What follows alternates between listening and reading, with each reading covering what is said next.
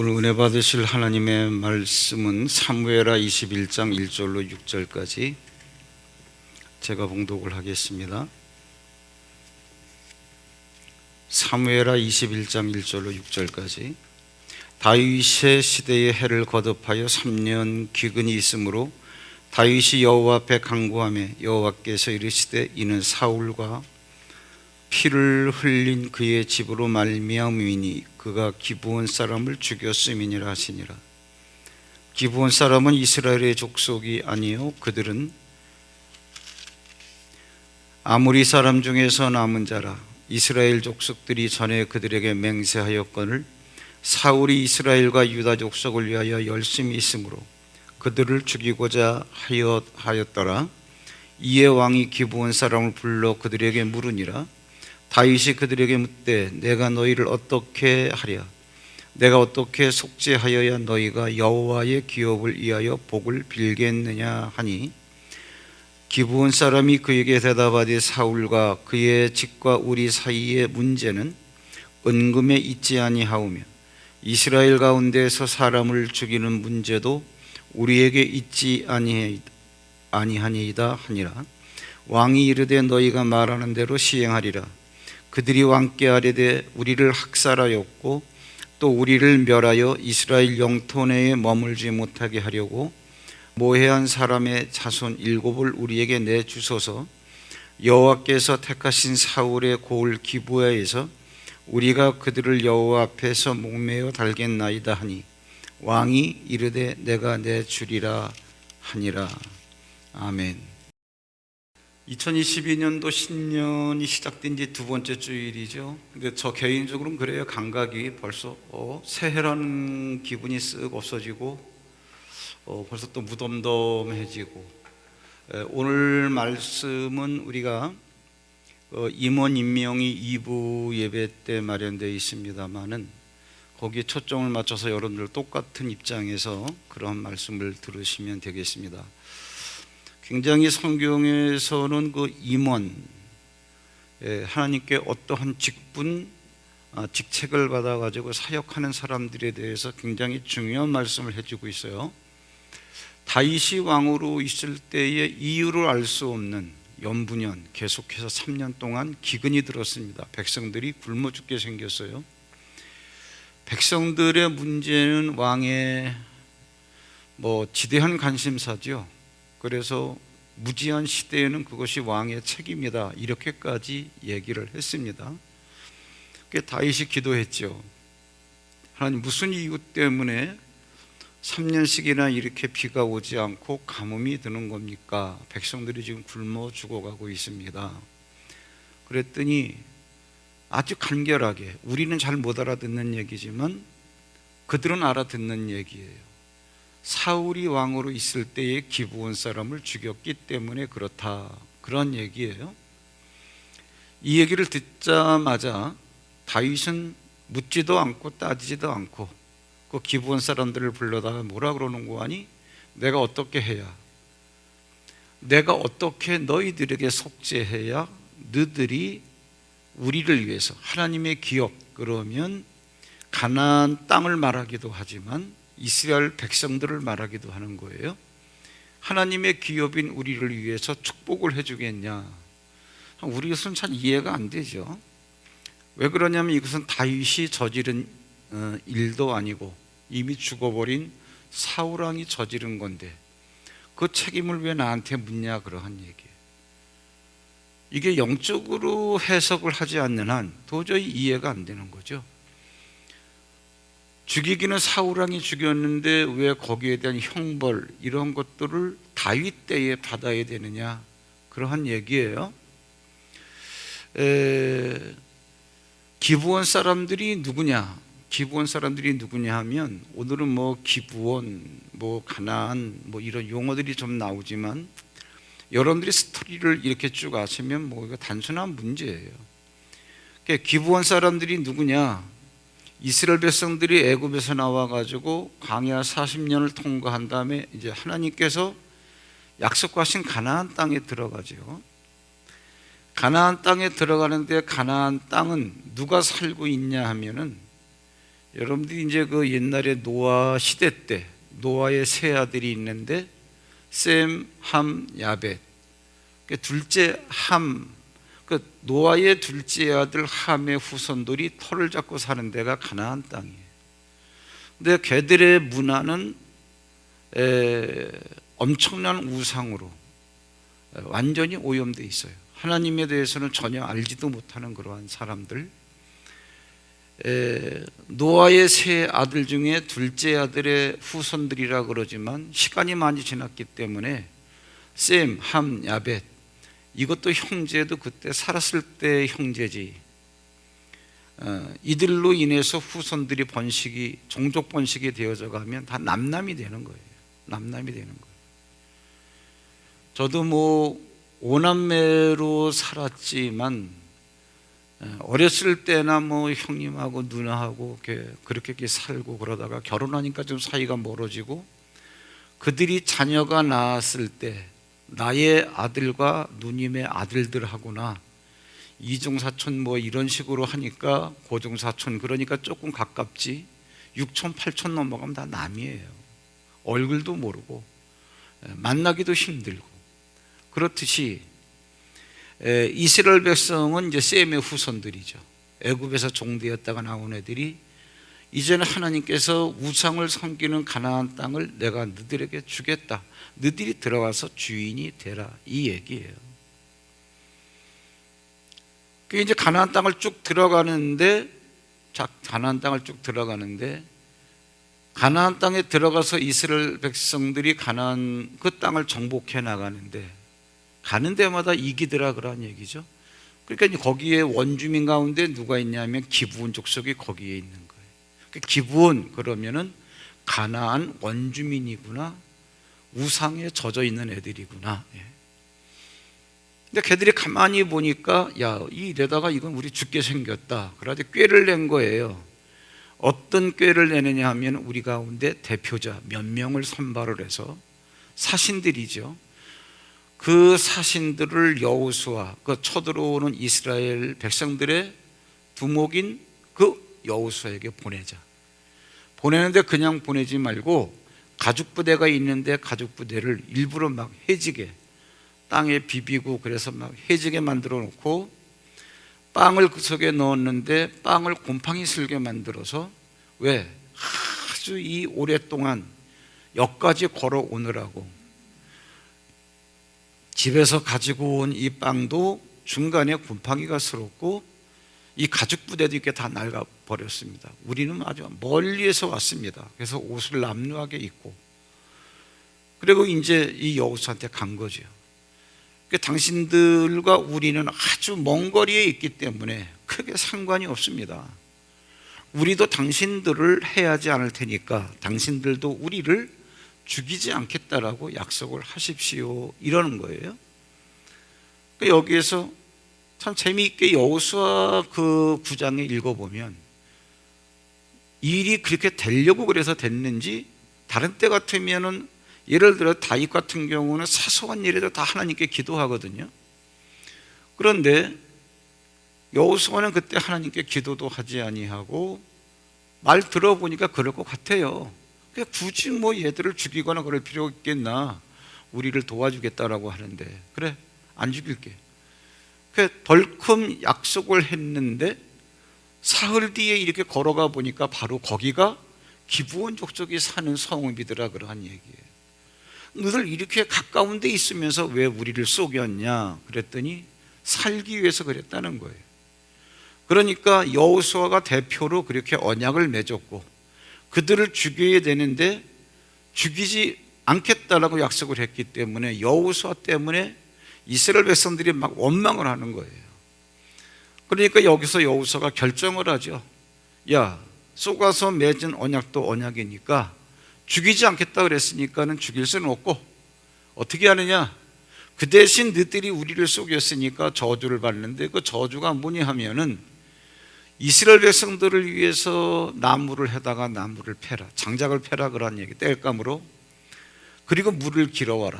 그러니까 이스라엘 백성들의 종으로 살며 하나님의 제단을 위해서 거기서도 일을 해야 된다. 그러니까는 기브온 사람들이 살려만 주신다면 그렇게 하겠습니다. 그래서 역사 속에서 그때부터 기브온 족속들은 신분이 이스라엘 백성들의 종이면서 하나님의 성막 안에서 물도 길어오고 나무도 패고 정말 천민으로 사는 거예요. 천민으로 사는 거예요. 그래도 살고자 한다면 살려만 주겠다면 그렇게 하겠다는 거죠. 그럼 기브온 족속이 여호수아 앞에 왜 나왔냐? 살려고 나왔지. 당연히 살기 위해서 나왔는데, 살기 위해서 나왔다고 그러지만 살기 위해서 나올 수 있었던 이유가 뭐냐 그러한 얘기예요. 이유가 뭐냐? 그들이 단도직입적으로 말을 하면 하나님께서 계획하신 일이 무엇이고 하나님께서 하시는 일이 무엇인가를 알기 때문에 나온 거예요. 이게 무슨 말이냐? 가나안 땅이라고 하는 것은 우리가 조상 대대로 터를 잡고 살아온 땅이긴 하지만 하나님께서 이 땅 주인은 이제 여기에 있는 셈족이 이 땅 주인이야 라고 말씀하시면 이유를 불문하고 이 땅은 셈족의 땅이 된다는 걸 알고 있는 거예요. 그러니까 얘들은 우상에 젖어 있기 때문에 하나님이 누군지를 모르지만 그 가운데서도 이것도 역시 약속을 따라 난 자가 아니라고 한다면 이해가 안 가는 부분이죠. 거의 99%의 가나안 그 원주민들이 우상에 젖어 있는데 그 가운데서 1, 2%에 해당되는 애들은 하나님이 누군지를 알아볼 수 있는 눈이 있는 거예요. 예를 들어 가지고 가나안 땅의 첫 성이 뭐냐? 여리고성. 여기 여리고성에 누가 있었냐면 기생 라합이 있었어요. 그 여기서 쭉 쳐들어가다가 여호수아가 먼저 정탐꾼을 한번 보내자. 정탐꾼 2명을 들여보내죠. 그 정탐꾼들이 가나안 땅을 정탐하고 나오다가 들켰습니다. 그래가지고 나중에는 어떻게 도망갈 길이 없으니까는 들어간다는 게 어디에 들어갔냐면 기생 라합의 집에 들어간 거예요. 그러니까 라합이 여기에서 정탐꾼들을 얼른 숨겨주죠. 옥상에다 숨겨놓고 추격자들이 와가지고서 이런 사람 못 봤어? 그랬더니 벌써 다 나갔습니다. 왔다가 그들의 발걸음을 돌린 다음에 정탐꾼들에게 올라가서 하는 얘기가 여호수아에 보면 나옵니다. 누가 뭐라 그러지도 않았는데 이 라합이 가나안 원주민이 뭐라 그러는 거 아니? 하나님께서 이 땅을 당신들에게 준 것을 우리가 이미 알고 있다. 그렇기 때문에 우리가 아무리 날고 뛴다 할지라도 이 땅은 당신들 손에 넘어가게 돼 있다. 우리는 안다. 당신들이 다음에 정탐꾼인데 정탐꾼이 돌아갔다가 다시 전열을 대비한 다음에 여기에 몰려오면 우리는 다 죽을 거를 안다. 그러면서 뭐라 그러는 거 아니?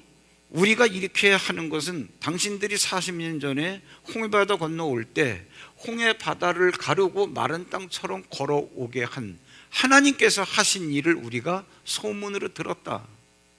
그 당신들이 40년 동안 광야를 걸어오면서 맨주먹으로 어떤 일을 했는지 하나님께서 당신들을 통해서 하신 일을 우리가 들어서 안다. 그러니 여리고 성이며 가나안 땅에 있는 사람들이 별 수 있겠냐? 죽을 수밖에 없는 거지. 그러니까 당신들이 올 때 우리를 죽이지 않겠다라고 약속을 해라. 내가 당신들을 이렇게 숨겨줘서 구해준 거 아니냐? 자기 입으로 얘기를 해요. 밝혀주지도 않았는데. 그럼 하나님이 누구시며 하나님이 무슨 일을 하신다는 걸 알고 있는 사람들이에요. 라합이. 그러니까 여기 정탐꾼들이 뭐라 그러는 거 아니? 이러한 빨간 줄을 창문에다가 이렇게 내리 달고 있으면 내가 가서 우리 250만 명 이스라엘 백성들에게 여리고 공격할 때 빨간 줄이 매여 있는 창문, 그 집에 있는 사람들은 죽이지 말라고 얘기를 할게. 이 약속을 받아내죠. 그래서 라합이 결국 거기서 구원받아가지고 나중에는 예수 그리스도가 오시는 그 선조의 한 파티에 끼어요. 대단하죠 이게. 그렇듯이 가나안 원주민 가운데 라합이라고 하는 사람도 있고 기브온이라고 하는 사람도 있어요. 기브온 사람들도 똑같이 우상을 섬기는 그 원주민 가운데 한 부족이지만 거기 보면 성경에 분명히 이게 여호수아 9장 2절인 몇 절인가 거기 나와요. 거기 나오면 여리고 성과 아이 성에 대해서 한 일을 듣고 이런 얘기가 나와요. 가나안에서 가장 견고하다고 하는 여리고 성이 무너졌어? 그 다음에 아이 성이 그냥 깨졌어? 이거는 있을 수 없는 일인데, 더군다나 이스라엘 백성들은 맨주먹을 쥐고 오는 애들인데 이게 막 무너져? 우리도 죽겠네? 그냥 얘들이 살겠다라고 한 게 아니라 죽을 수밖에 없는 우리들이니까 살고자 한다면 여리고성을 무너뜨리고 아이성을 무너뜨린 사람들과 평화조약을 맺는 수밖에 없다. 평화조약이 그냥 되겠냐?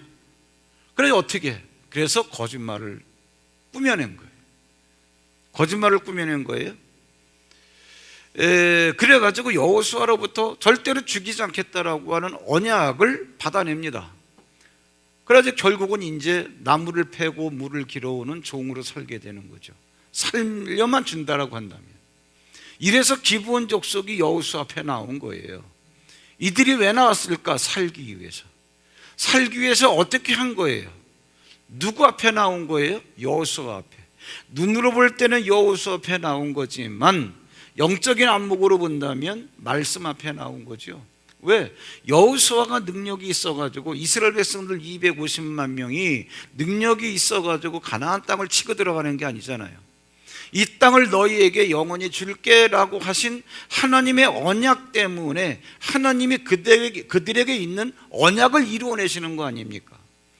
그러니까 여호수아 앞에 나왔다, 이스라엘 백성들 앞에 나왔다. 왜? 살기 위해서. 이 얘기는 뭐냐면 살기 위해서 어떻게? 말씀 앞에 나와야 된다는 거예요. 살기 위해서. 이게 사역자들의 마음이 돼야 됩니다. 직분자나 직책자나. 제가 그래서 오늘 살기가 중요하다라고 하는 게 이런 의식을 갖고 주의 일을 하는 사람들이 글쎄 얼마나 될까? 얼마나 될까? 여러분, 한번 이 생각이라고 하는 것은 역발상을 해보면 지금 내가 하고 있는 생각이 가치가 있고 제대로 된 생각인가가 금방 드러나요. 교회라고 하는 것이 얼마나 탁월하고 얼마나 우월하고 거의 절대적인 시스템, 조직인지 몰라요. 교회에는 평신도도 있고 얼마 있으면 집사가 되고 권사가 되고 장로가 되고 또 하는 일이 구별돼서 그렇지 교역자가 있잖아요.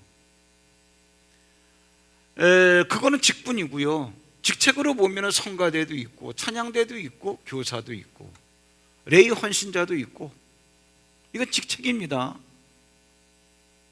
성경에 나오는 그런 직분으로 준 게 아니기 때문에 일이란 말이에요. 책임지고 해라. 그 직분이든 직책이든 간에 잘 생각 한번 해보세요.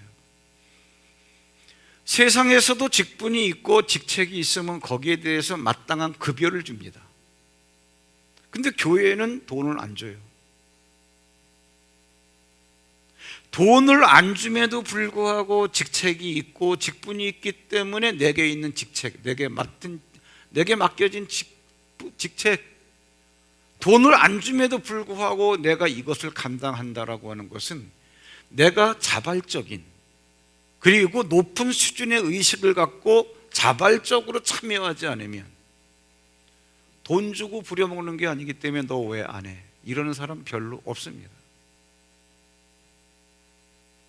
사람들은 이런 걸 잘 모르니까 그냥 은혜를 찍어다 붙여가지고 안 해도 뭐라고 안 그러는가 보다. 이게 은혜인가 보다. 그거 은혜 아니에요. 아무것도 아니에요. 그거는 자기 복을 까먹는 거예요. 근데 여러분 또 바꿔서 생각을 한번 해보세요. 세상에 나가면 여러분 하다못해 정상적 직책, 직분이 아니라 할지라도 아르바이트도 있어요. 임시직이라고 그러죠. 알바도 우리 교회 카페 한 시간에 얼마씩 하는 것도 다 계약을 맺고 하는데 어느 날 갑자기 나 몸살 났네. 그만둬야지 뭐. 전화도 한 통 안 하고서 안 나오고 무책임하게 그런 알바도 없어요. 그래서 정규직이면 말할 것도 없겠죠. 상상도 못하죠. 근데 교회에서는 그래요. 돈을 안 줘서 그럴까요?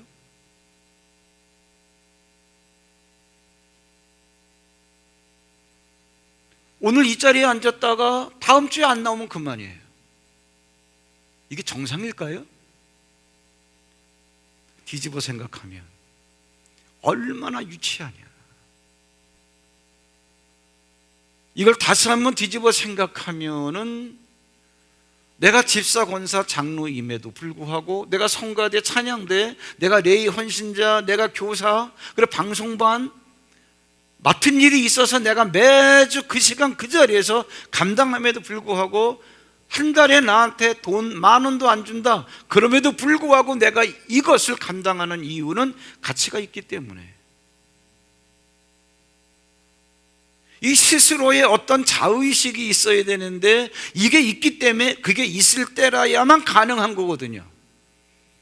그렇기 때문에 거기에 해당되는 개런티, 돈을 주고 하는 그 사람들의 책임의식보다 훨씬 월등해야만 이게 되어지는 일이에요.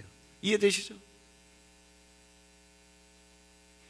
이런 것들이 교회 사역자의 마음이 되어야 된다는 얘기예요.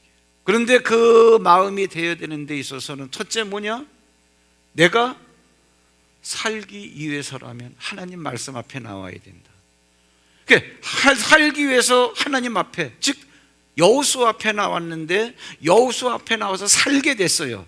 살게 됐는데 살게 된 이 사람들의 삶을 보라고. 뭐냐면은 여호수아가 그러는 거예요. 내가 죽이지 않겠다라고 약속은 했지만 너희들이 거짓말을 시켰으니까 거짓말 시킨 거에 대한 대가로 너희들이 저주를 받아야 돼. 뭐를 말입니까? 나무를 패고 물을 기르고 우리들의 종으로 살아. 살 수만 있다면 기꺼이 종으로 살겠다는 거예요. 눈으로 볼 때 여러분, 이게 참 굉장히 영적인 눈으로 보세요. 눈으로 볼 때는 같은 사람으로 이스라엘 사람들의 종으로 살아요. 그러다 보니까 시키는 거 해야 되고.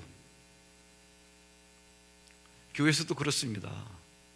돈 받고 일하는 사람이 아닌데 그 사람이 하는 일, 그 사람이 하는 직책, 그거에 대해서 불편함을 느끼는 사람들이 원망을 합니다. 우리가 밥을 먹지 못한 지가 벌써 1년 반 됐지만 평소 때는 뭐 밥이 되네. 난 식당에서, 우리 교회 식당에서 점심 일주일에 한 끼 드는 건데 굶으면 어떻고, 밥이 좀 서러웠으면 어떻고, 되면 어때요? 먹으면서 반찬이 짜네, 뭐 반찬이 요새는 시답 짜노, 뭐 물론 맛있는 반찬을 럭셔리하게 해주면 좋지요. 근데 그걸 드시면서 밥이 되다는 둥, 뭐 요새 반찬 맛이 없어졌다는 둥, 뭐 이런 말씀들 하시는 거 보면 좀 그분들이 돈 받고 하는 거 아니에요. 주방에 있는 분들이. 그러니까 그런 말을 듣는 그 식사당번의 마음은 어떻겠어요? 그러면 또 이제 식사당번 수준도 거기서 거기니까 더러워 못하겠네. 더러워서 못할 거예요 그거? 이게 뭐냐? 기부원 사람들이 사는 삶의 모습이에요. 종으로 사는, 나무 패다 주고 물 길어주고. 그런데 영적인 눈으로 가만히 보세요 여러분. 충격받을 일이 있습니다. 성경에 보면 뭐냐? 그게 복이라는 거예요. 왜 복인 줄 아세요? 개들이 물을 깃고 나무를 패는 거를 어디서 하는 거예요? 성막 안에서. 레위지파만 들어갈 수 있는 성막 안에 이방인 사람이 들어가요. 그래서 하나님의 전 안에서 하나님을 위해서 이들이 이런 일을 하는 거예요. 이스라엘 12지파 가운데서 레위지파만 들어가고 나머지는 성막 바깥에서 사는데 얘들은 이방인으로서 그 성막 안에 들어가는 거예요. 하나님이 그러시는 거예요. 내가 너에게 준 복은 뭐냐면 나와 가장 가까운 자리에서 나를 섬길 수 있고, 또 절대로 너희들을 죽이지 않겠다라고 하는 언약이 너희들 속에 있다는 거예요. 두 가지, 이걸 다 놓치고 있는 거예요. 기브온 사람들은 이걸 알고 있어요. 기브온 사람들은 그래서 나무 패고 물 길어 오고, 또 남들이 볼 때 천민이고 종이고 그러다 보니까 힘이 들 때가 왜 없겠어요? 힘들 때 있죠. 여기 성가대 앉으려면 9시에 시작되는 예배를 드리기 위해서 8시까지 와서 연습해야 되는 걸 제가 알고 있어요. 뭐 날씨가 춥다 덥다 뭐 이것도 그렇지만 8시까지 오려면 집에서 최소한 7시에는 여유 있게 출발을 해야 될 거예요. 7시에 출발을 하려면 적어도 6시에는 일어나야 세수하고 밥 한 숟갈 떠먹고 올 거예요. 시간은 이렇게 되는 거 아니에요? 누구에게나 다. 지금이 5일 근무제라 그러지만 지금도 토요일까지 일하는 직장들이 있습니다. 6일 동안 육체로 뛰고 세상에서 잘은 몰라도 단어적으로는 안식이라 그러던데, 야, 안식일 날 쉴 틈도 없이 육체적으로는 새벽 6시에 일어나야 되는 거예요. 힘들죠. 그리고 자존심이 상할 때도 있어요. 오늘 하음이 안 맞네, 뭐 누가 결석했네, 뭐 입 빠진 듯이 앉았네, 오늘 뭐 밥은 맛이 없네, 대네. 네. 화장실 담당하는 사람들이 레이 헌신자 가운데 있다 그러는데 오늘따라 냄새가 많이 나네. 화장실 가서 누가 담당이야? 이런 말들을 그 맡은 사람이 들을 때는 자존심이 상할 수도 있어요. 그리고 일을 해놓고 인정받지 못할 때가 상당히 많이 있습니다. 그런 그 공동체에서 멤버들이 그렇게 하면 안 되는데 멤버들도 똑같이 수준이 그렇기 때문에 철없이 자꾸 말을 하는 거예요. 이것 때문에 내가 해놓은 일에 대해서 인정을 못 받아요. 원래 그러면 안 되는 건데 똑같이 철이 없다 보니까 이것 때문에 인정을 못 받는 거예요. 장로 돼가지고 좋은 말을 많이 듣겠어요? 나쁜 말을 많이 듣겠어요? 그리고 어떤 일 맡은 사람, 좋은 말을 많이 듣겠어요? 나쁜 말을 많이 듣겠어요? 말을 조금 바꾸면 좋은 말을 많이 들어야 되겠어요? 나쁜 말을 많이 들어야 되겠어요? 절대적으로 좋은 말을 많이 들어야죠. 그런데 우리 수준이, 이것을 함께 누려가는 우리들의 수준이 워낙 낮아요. 세상 사람들보다 더 낮아요. 세상 사람들은 돈을 주기 때문에 피차가 공동체 생활할 때 이 정도는 지켜줘야지. 근데 교회는 오히려 돈을 받지 않기 때문에 내가 자발적으로 해야 되는 거니까 가치를 두고 더 탁월하게 하자. 모두가 이러면 아주 하나님께서 원하시는 공동체인데 그러지 못하다 보니까 평가할 수밖에 없는 게, 돈 안 주니까 그러냐? 이거밖에 안 되는 거예요. 우리가 우리 스스로의 수준을 아주 다운시켜버리고 있는 거예요. 여러분, 우리 교회 재정이 힘들고 어려워서 저한테 사례비를 밀려준다거나 깎는다거나 아예 사례비를 안 주면 오늘 뭐 설교하고 싶으면 하고 말고 싶으면 말고 해야 된다면 대충 때우고 그럴까요? 한번 생각만 해보세요. 교회가 그런 거예요? 근데 우리가 그렇게 살고 있잖아요. 살고 있다는 거에 증명이 뭐냐면 상처받는 사람들이 있다고. 사역자들이. 왜 상처를 받을까? 죽으라고 힘들어서 일을 했는데 들려지는 말이, 그것도 담임 목사나 거기에 맡은 책임자가 불러다가 이거 왜 이렇게 했어? 정확하게 사실을 파악하고자 이렇게 해서 그게 상처가 되는 건 또 다른 문제예요. 그건 그렇게 크게 상처도 안 돼요. 서운할 수는 있겠지만. 그러나 한 치 건너 두 치, 이런 사람들에 의해서 들려지는 얘기가 뭐 어떻다며, 뭐 이랬다며, 너 그랬다며, 이건 영혼을 죽이는 겁니다. 이게 뭐냐? 기부원 사람. 그럼에도 불구하고 그들은 거기에 대해서 이런 방구 얘기하지 않습니다. 왜? 내가 살아가는 데 있어서 되어지는 일이고 들려지는 얘기고, 원래 그런 말을 들으면 안 되지만 내가 살아가는 게 그렇기 때문에 그런 말이 들려질 수도 있다. 왜? 우습게 보이거든. 천민이니까, 이방인이니까. 교회에서 그런 일하는 사람들, 우리가 의식이 없으면 우습게 보입니다. 여러분, 우리 교회 건축하고 그럴 때 그냥 직업이 없어가지고 사람들이 나와서 이거 청소도 해주고 물건도 날라주고 그러겠어요? 근데 저도 철없을 때 보니까 장로도 우습게 보이더라고. 교회 조금 리모델링 하는 데 가니까 장로님이 톱질하고 있더라고, 앉아가지고. 나무 먼지 뽀얗게 뒤집어 쓰고. 장로 같지가 않더라고. 그땐 제가 아무것도 몰랐죠, 청년 때니까. 말이 막 나오더라고. 말이 편하게 나와. 장로님 어려운지도 모르고. 그리고 왜 저기 앉아가지고 톱질을 하고 있나 이 생각이나 들고. 이런 일들이 교회에서 벌어지고 있는 거예요. 그러니까는 이방인이면서 물기로 오고 나무를 패는 그러한 종으로 사니까 말을 막 해도 되는 것처럼 생각이 되어진 거예요. 그러면서 역사가 쭉 흘러왔습니다. 사울 왕 때예요. 사울 왕은요, 국수주의자입니다. 뭐냐면 이스라엘밖에 모르는, 오늘 성경에 나오잖아요. 사울 왕이 이스라엘 민족에 대해서 열심히 있는 자라. 이스라엘 제외하고 이방인은 하나님 앞에 택함 받지 못한 애들, 막대해도 괜찮은 애들, 마음에만 안 들면 그냥 짐승 죽이듯이 죽여버리는 거예요. 기브온 사람을 죽이긴 죽였는데 성경에 그걸 설명하려고 하는 게 성경이 아니기 때문에 죽였다는 것만 나오지 언제 무슨 사건으로 죽였는가 그건 나오질 않아요.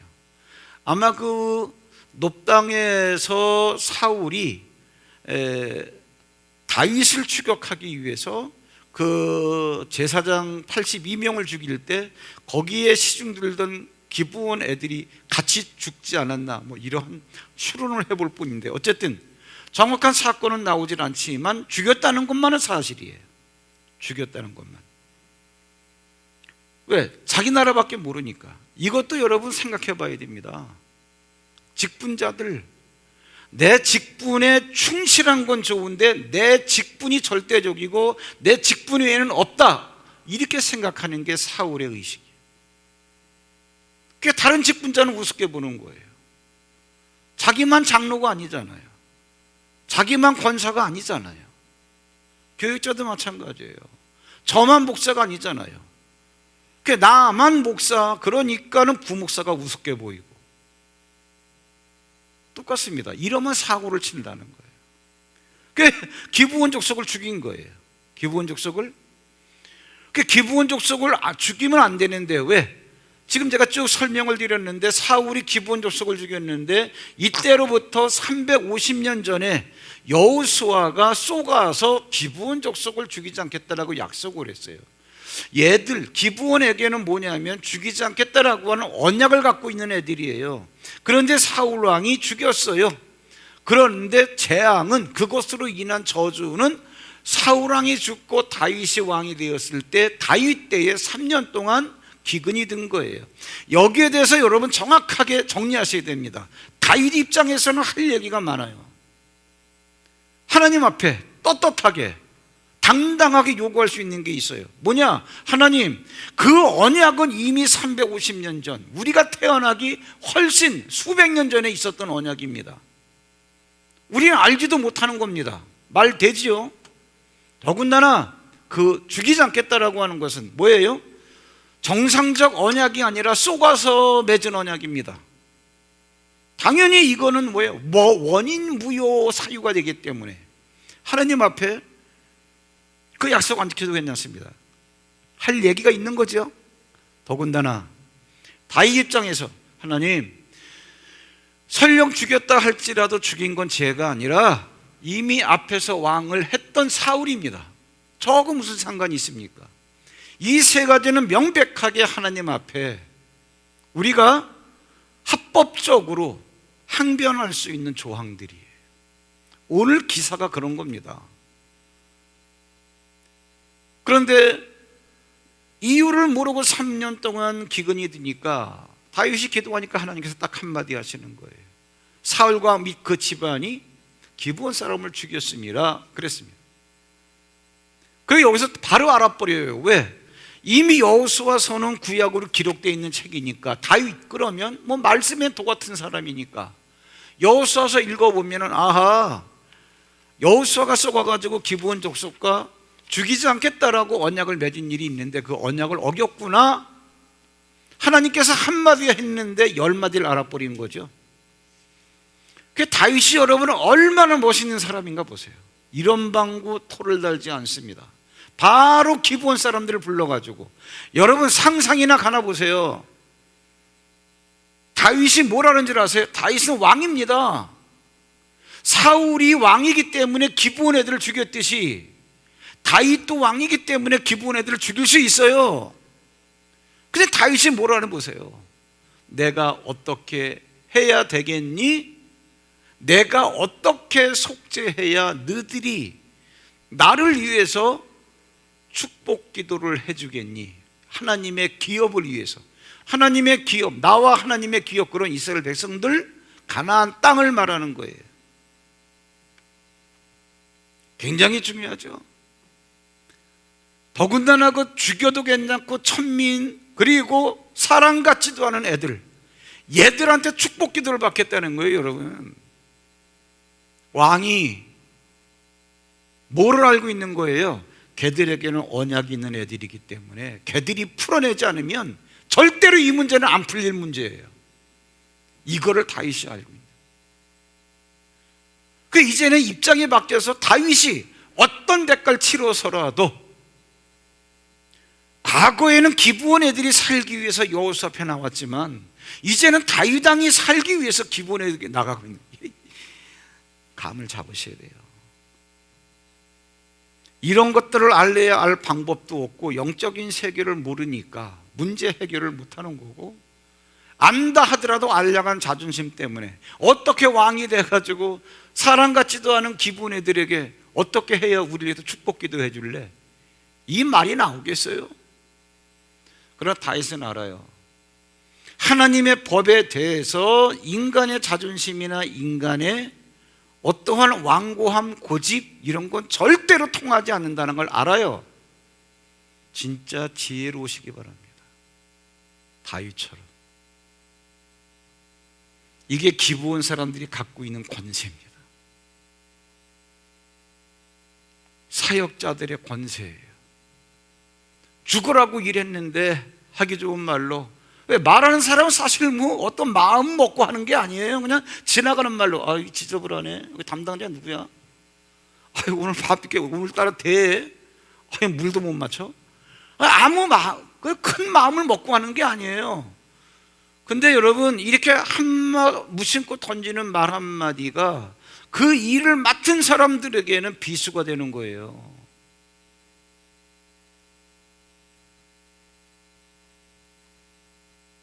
근데 여기서 여러분, 기브온 사람들이 하는 말을 들어보세요. 다윗이 딱 그러니까 무엇이든지 요구할 수 있거든요. 어떤 것도 말하라는 거예요. 그런데 기브온 사람들이 우리가 원하는 것은 은금에 있지 않다. 우리 같으면 바로 합의서 쓰면서 뭐예요? 10억, 20억, 50억, 100억 막 올라갈 거 아니에요? 당연하지. 기독교인들이 이런 부분을 잘해야 돼요. 세상 사람 같으면 바로 100억 나옵니다. 근데 여기 기브온 애들이 뭐라 그러나? 우리는 은이나 금을 원해서. 왜 은금 원하면 바로 주지요. 우리를 가나안 땅에 살지 못하게 한 사람들 7명을 내달라는 거예요. 죽이겠다고. 그 얘들은 사람 죽이는데 목적이 있는 게 아니에요. 뭐예요? 얘들로 하여금 가나안 땅에서 살 수 없게끔 만든. 왜? 사울이 자식이, 이방인들이 가나안 땅은 자식만 우리만 사는 데야. 그래가지고 죽여버리는. 우리를 가나안 땅에 살지 못하게 한 모해한 사람들 7명을. 무슨 얘기냐?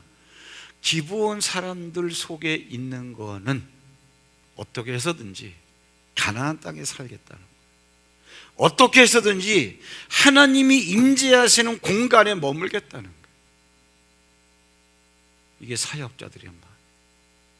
죽어도 좋고 힘들어도 좋고 인정받지 못해도 괜찮고 열심히 했는데 욕을 먹어도 괜찮고 가나안 땅에만 살 수 있다면 된다, 그 얘기. 이게 사역자의 마음이래요. 이런 걸 알고 사역하시는 분들이 어디 있어요? 저는 글쎄, 저희 교회에 대해서 못해서 점수를 후하게 주는 게 아니라 저는 항상 내면을 보니까 사역을 하더라도 이 정도의 가치관이 형성된 다음에 해야 된다고 보는 거예요. 내가 지금 맡고 있는 직분과 직책에 대해서 인정받지 못한다 할지라도, 힘들다 할지라도 내가 말씀 앞에 머물 수만 있다면, 어떤 사역을 하든지 다 말씀 앞에 머물고 있는 거예요. 어떤 자세로 주의 일을 해야 되겠습니까? 그 에베소 4장 11절 12절에 이런 말씀이 나오죠.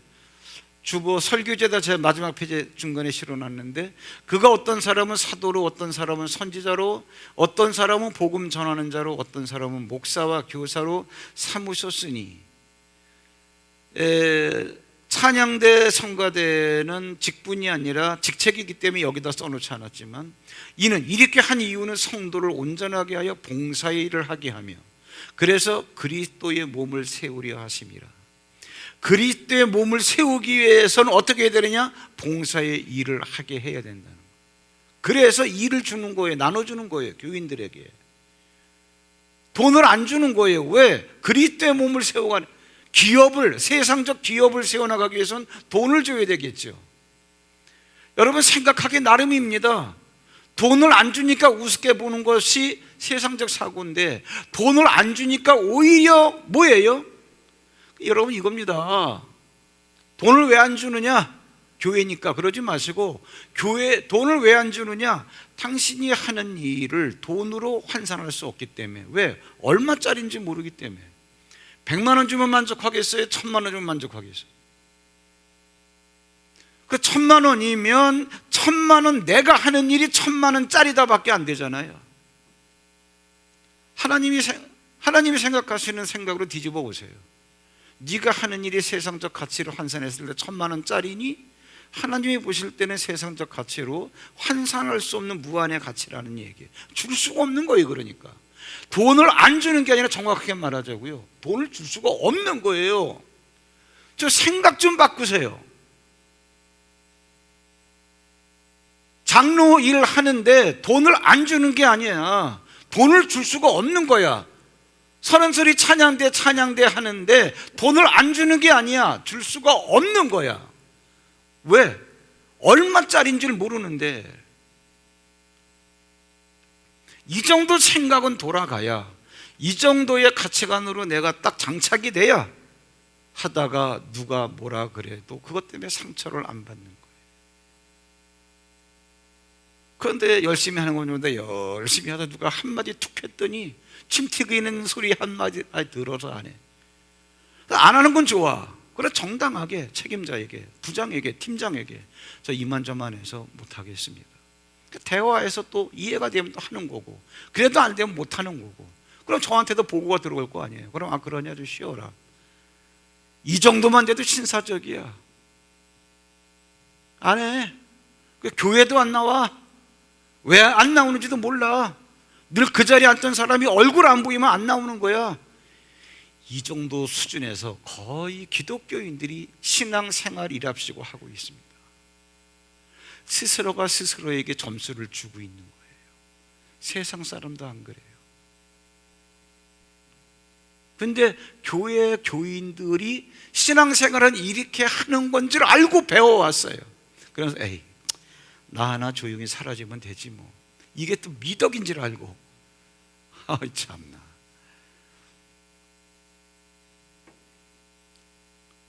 죽어가는 세상에서 엘리트라고 뽑아 세웠는데 어떻게 에클레시아, 세상에서 뽑아온 사람들이 그렇습니까? 오늘부로 여러분 생각을 확 바꾸세요. 교회 사역자들은 기부원 사람들을 생각해야 됩니다. 4페이지 아랫부분 보자고요. 살기 위해서는 어떻게? 말씀 앞에 나와야 돼요. 사역으로 말미암아 힘들 때도 있고 상처를 받을 때도 있지요. 열심히 했음에도 불구하고 인정받지 못할 때도 있지요. 그러나 그런 자신이 하나님께 가까이 붙어 있음을 알아야 돼요. 이게 영적 자존감이에요. 그리고 자신에게 주어진 언약의 권세가 있음을 알아야 됩니다. 여러분들이 이런 하나님 앞에서 영적 자존감을 가질 때 하나님도 여러분에게 주신 언약을 책임지신다, 그 얘기예요. 다윗 왕을 무릎 꿇게 만들고 어떤 조건도 다 수용하게 만들고, 이게 그렇게 천민처럼 살아온 기브온 사람들에게 주어진 권세. 자, 그럼 우리 말씀 마치면서 우리 한번 에베소 4장 13절부터 같이 계속 읽어보겠습니다. 에베소 4장 13절 12절을 같이 먼저 읽어보면, 제가 이는 성도를 온전하게 하여 봉사의 일을 하게 하여입니다. 하게 하면은 번역이 조금 잘못된 거예요. 봉사의 일을 하게 해서 그리스도의 몸을 세우려 하심이라. 그래야 그리스도의 몸이 세워지는구나. 13절 보세요. 우리가, 여러분들 말하는 사역자가 하나님의 아들을 믿는 것과 아는 일에 하나가 되어 온전한 사람을 이루어야 돼요. 여러분이 온전하게 되어, 그래서 그리스도의 장성한 분량이 충만해. 그게 뭐냐? 너희들이 장성해서 그리스도의 수준까지 올라가라, 그 얘기예요. 이는 우리가 이제부터는 어린아이가 되지 아니하여, 그 어린아이이기 때문에 어떻게 되느냐? 사람의 속임수와 간사한 유혹에 빠져 온갖 교훈의 풍조에 밀려 요동하는 거예요. 근데 어린아이가 되지 않아야 요동하지 않게 되는 거예요. 말 한마디 하면 힘들리고, 그냥 누가 뭐라 그러면 그것 때문에 상처받고. 어린아이. 그럼 어떻게 해야 어린아이에서 자라갈 수 있냐? 15절 오직 사랑 안에서 참된 것을 하여, 뭐예요? 사역을 하라는 거예요. 범사에 그에게까지, 누구? 그리스도에게까지 자랄지라. 그러니까 우리는 수준이 그리스도 수준까지 자라가야 된다, 그런 얘기. 그에게서, 그리스도에게서 온몸이 각 마디를 통하여 도움을 받음으로 연결되고 결합하여 각 지체의 분량대로 역사하여 그 몸을 자라게 하며 사랑 안에서 스스로 세우느니라. 다 연결돼 있어요. 찬양대도 하늘빛 교회고, 레이 헌신자도 하늘빛 교회 성도고, 방송반 일하는 사람도 하늘빛 교회 성도. 그래, 다 조합이 돼야 하나의 예배를 정상적으로 드릴 수 있고 하나의 교회 공동체를 정상적으로 끌어갈 수 있는 거예요. 새끼손가락 하나만 아파도 온몸이 다 아파요. 어느 파트 성가대가 그냥 사역을 망쳤다, 교회 전체가 힘들어지는. 방송만이 이제 불 나가고 화면 꺼지고 난리 피워보세요. 예배가 엉망진창이 되는 거예요. 우리가 수준을 이 정도까지는 끌어올려야 됩니다. 여러분이 어떤 직분과 어떤 직책을 맡았든지 간에 그게 하나님께서 보실 때 너무너무 귀하고, 여러분들이 이것을 자각하고 가치성을 가질 때 하나님께서 여러분에게 두신 언약을 성취해 나가신다는 믿음, 이걸 선명하게 여러분들이 가지시면 올 연말에 아마 여러분들이 맡은 직분과 직책 때문에 간증할 거리가 많아질 겁니다. 기도하겠습니다. 하나님 아버지, 오늘 신년 둘째 주일 우리가 임원 임명 예배로 2부 시간에 준비했습니다. 오늘 그 말씀을 우리가 함께 나누면서 하나님의 진정한 일꾼들은 어떤 사람들이 되겠는가, 짧은 말씀이지만 우리 마음속에 여운이 있게 하사 앞으로 우리가 있는 자리에서 스스로가 책임감을 갖고 또 내게 주신 하나님의 귀한 직책 직분에 대해서 자존감을 갖게 하여 주시옵소서. 예수님의 이름으로 감사하고 기도하옵나이다. 아멘.